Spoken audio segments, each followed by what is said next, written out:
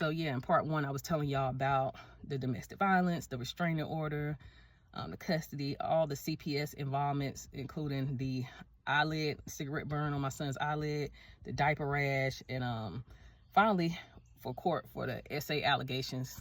Finally, when they called me from work, gave me an hour because I was working at the sheriff department across the street from the courthouse, and the clerk of courts called me, told me to come to court for emergency court hearing. Yes, they can do that. I don't know if you guys ever had one, but yeah, whenever the judge got to open and they'll slide you in or whatever. So I had an hour, so I just was like, just losing it. So by the time I got over there to the courthouse, they had already talked to my son, who was like 4 years old, 3.5, maybe 4 years old. They questioned him, questioned my stepdad, my mom.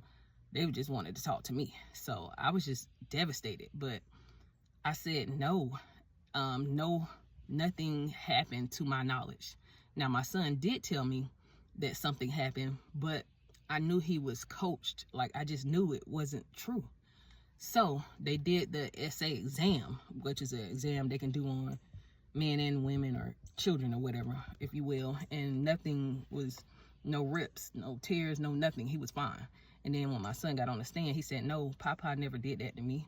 So he wasn't at that age.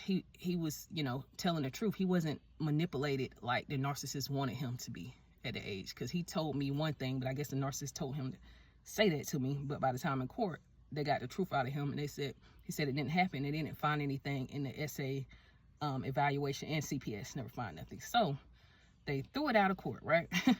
And we're still doing custody. Can you imagine? We're still sharing custody, so to speak. And I didn't have a lawyer, right?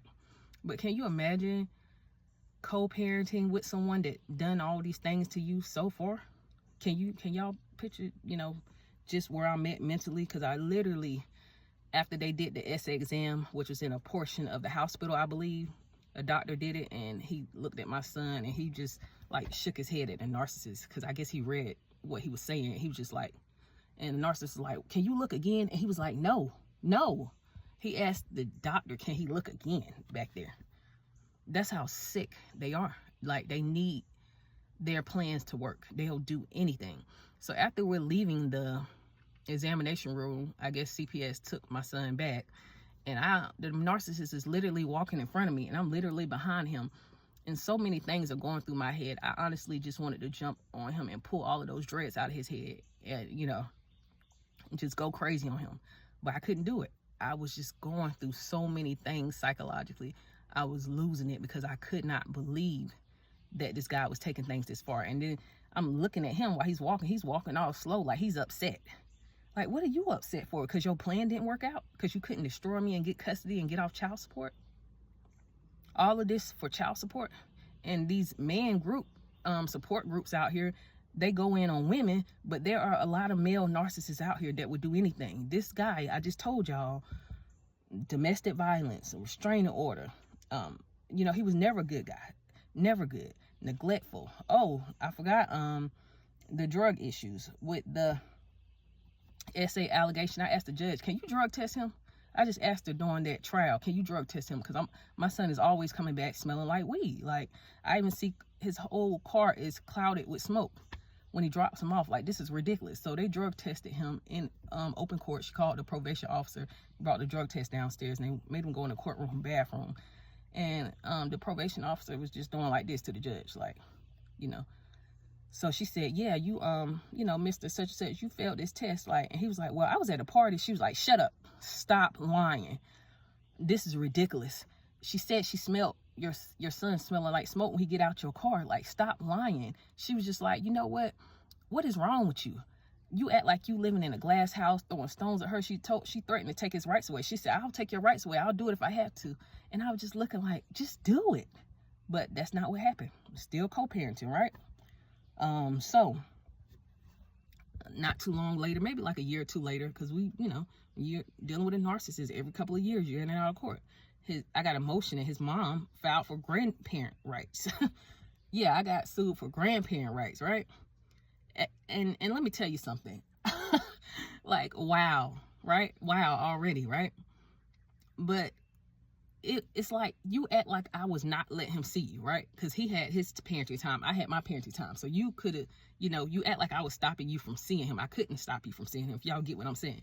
So they had an attorney. Oh, they had an attorney, paid for attorney for this. So we got in front of the judge, and me, I didn't have no attorney. I was pro se again at this time.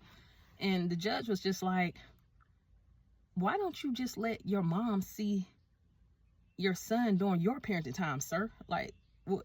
He was just, but this is what they thought. This is what they thought. They thought that they was going to take all my rights away and give them to the narcissist and his mom. I promise you guys, I wouldn't even lie to you. This is what they tried to do. They tried to take all my rights away and give them to the narcissist and his mom. This is what the narcissist and his mom thought grandparent rights was. And that was not that.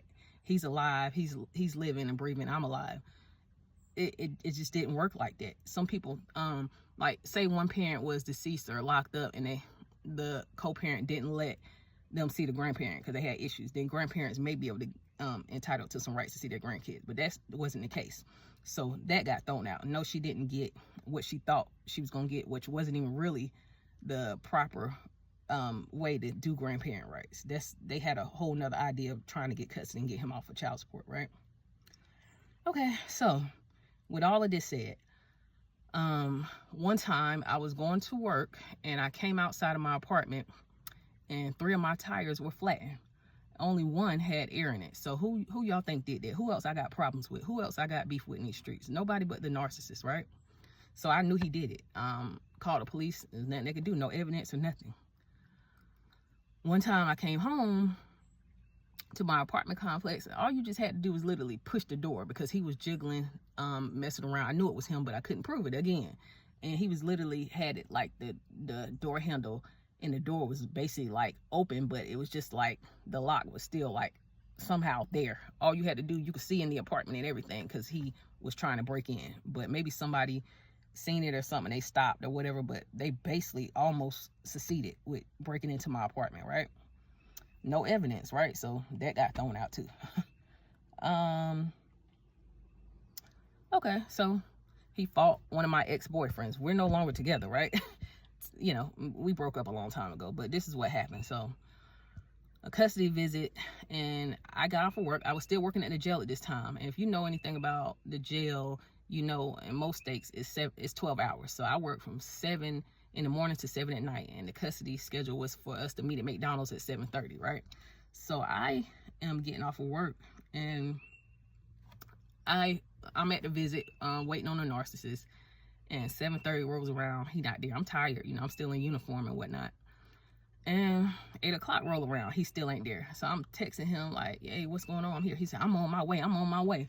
So my boyfriend is in the car with me, right? So the narcissist finally rolls up, and the car is clouded with smoke. Obviously, he's smoking weed. He's high or whatever. And I'm so ticked off that I can't even talk to him or play it off like, oh, okay, I can't even play it off because I'm tired. I've been at work for 12 hours, and this right here is ridiculous. I'm tired from all the drama, all the stuff I've been through. Like, so I told my ex-boyfriend, like, just get the baby and put him in his car seat so we can go, because I just can't. Like, I just can't. I don't have anything to say. I was so ticked off. Like, I couldn't even say anything because I knew I was going to fuss him out, and I didn't even want to do that. Like, I just had no energy. So he got out the car, and the narcissist handed the baby to my ex-boyfriend, or my boyfriend at the time. He put him in the car. He closed the door, and he turned around. He said, hey, man, you need to be on time. And the narcissist looked at him with these angry eyes. He said, I need to be on time? I need to be on time? Next thing I know, the narcissist sucker punched him, and it just happened so fast. And he's on the ground.